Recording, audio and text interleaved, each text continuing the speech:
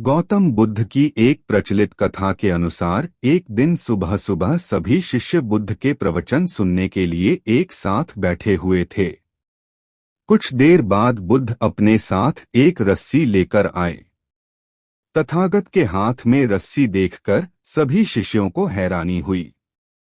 बुद्ध अपने आसन पर बैठे और उन्होंने रस्सी में एक के बाद एक 3 गांठ बांध दी।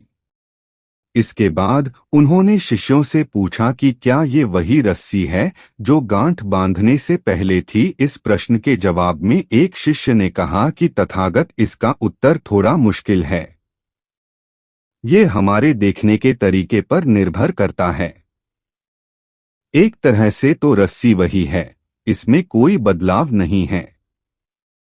एक अन्य शिष्य ने कहा कि अब इसमें 3 गांठें लगी हुई हैं जो कि पहले रस्सी में नहीं थीं।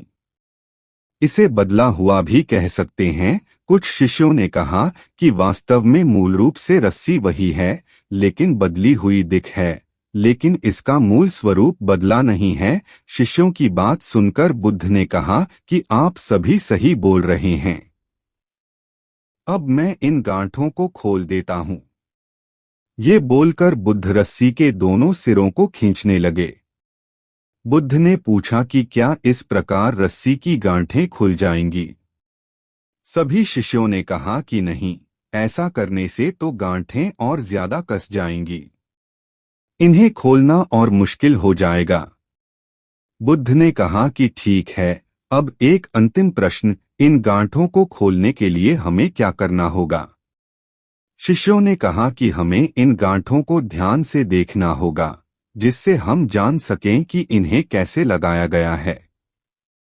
इसके बाद हम गांठें आसानी से खोल सकते हैं। बुद्ध इस जवाब से संतुष्ट हो गए और उन्होंने कहा कि ये सही बात है। हम परेशानियों में फंसे रहते हैं और बिना कारण जाने ही उनका हल खोजने लगते हैं, जबकि हमें पहले समस्याओं के मूल को समझना चाहिए। जब समस्याओं की वजह समझ आ जाएगी तो उन्हें सुलझाना बहुत ही आसान हो सकता है।